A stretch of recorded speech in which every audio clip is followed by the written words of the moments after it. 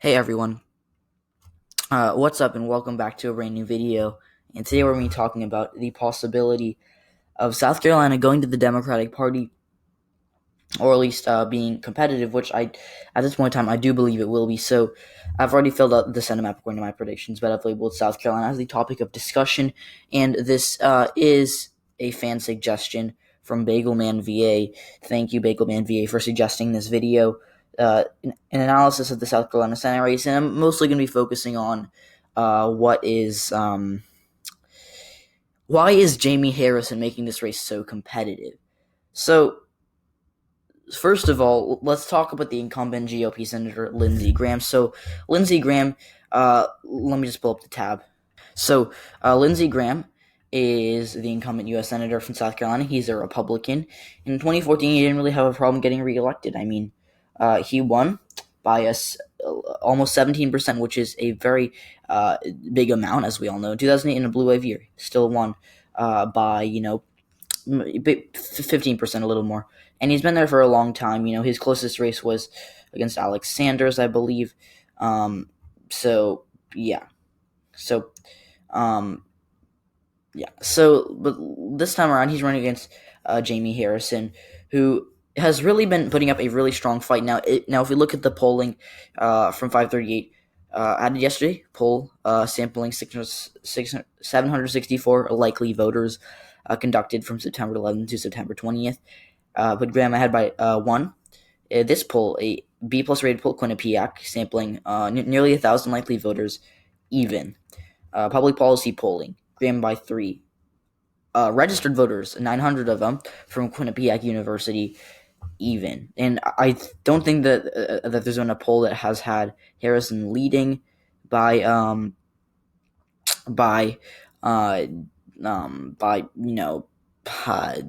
anything, but we've seen 1, 2, 3, and I think 3 polls that have this race even. And if we average that out, the best polls, these good polls, they're making it look very, very close, which I do think they will be closer than most people think.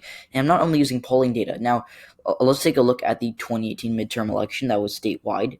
South Carolina gubernatorial race. Henry McMaster, he won this by 8 points, which is still a decent margin. I mean, but it's still South Carolina that hasn't been seen before from a Democrat. In 4 years prior, Nikki Haley, who is now considered to be a potential pick for GOP nominee in 2024, Haley, she won this race by a little less than 15%. So we saw a 7-point swing, again, 6.5 more like, but we saw that swing from Henry McMaster. Henry McMaster, he won, and he did have a couple bad debate performances, but still, South Carolina should usually not be that contested.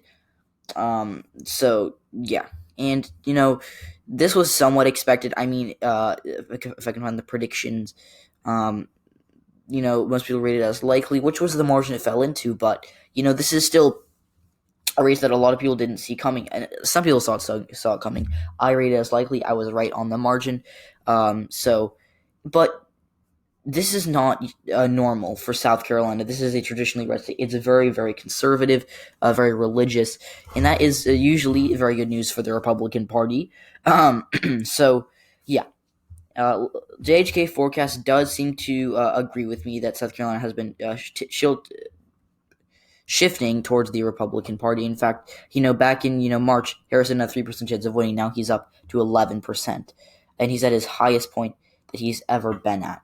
In fact, if it lets me go up, in fact, he was surging.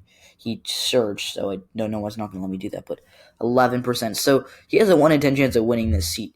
And, that's not a lot. Of course, it's not a lot, but nothing to sneeze at. I mean, there are people who think that Donald Trump has a 1 in 10 chance of winning re-election. That's nothing to sneeze at. So, certainly,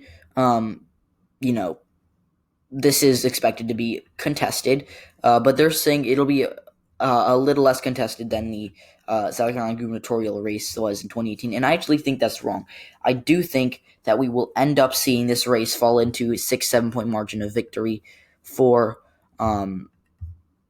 for Lindsey Graham. So I'm going to rate it as likely Republican, but I think this, in a best case scenario for the Democrats at the Senate level, it could be lean. So, yeah. And then I also want to really quickly mention the House elections. The Democrats did flip a seat. It's the bolded one. Joe Cunningham, he defeated. He ended up beating Nancy Mace, I believe. I think I'm wrong, actually. He didn't beat Nancy Mace. It was Mark Sanford, who retired.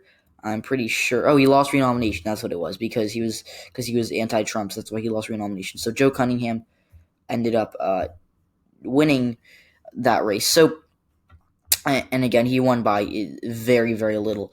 So it was a contested race, and I do think it will stay with Cunningham by maybe 2 or 3 points. But that's not the topic of discussion. That's South Carolina. So what else do we know about South Carolina? Well, we can also talk about the fact that South Carolina is very, very diverse. So South Carolina is one of the most diverse states in the union. Their white voters are very conservative, but their black voters, as most black voters are, 90% of them did vote Democratic in 2018. So black voters tend to vote Democrat. That's a fact. So the Democrats just have not been able to unlock their potential. Like, they could be making this a toss-up state, but they haven't been able to get out the vote well enough. There has been some voter, not recently, but there has been some voter suppression tactics previously. Virginia should be safe. I just realized that there have been some voter suppression tactics recently, or not recently. Excuse me. Historically, South Carolina has a history of voter suppression tactics, which does not bode well for Democrats in a state like South Carolina, or in neighboring Georgia. That's another example. So, do I expect Jamie Harrison to win? No, but the Republicans are pouring money into this race. So are Democrats. I get a lot of Jamie Harrison ads, and they're making it beat Lindsey Graham. They're running an anti-Lindsey Graham campaign. Remember, Lindsey Graham is not super well liked. Democrats really dislike him, and there are a lot of anti-Trump Republicans who think he's too much of a Trump supporter, and there are a lot of Trump supporters who think he's a flip-flop. Because remember, in 2015, he said he was absolutely horrible to Donald Trump. I mean, he said, you want to know how to make America great again? Tell Donald Trump to go to hell. And I'm quoting him directly.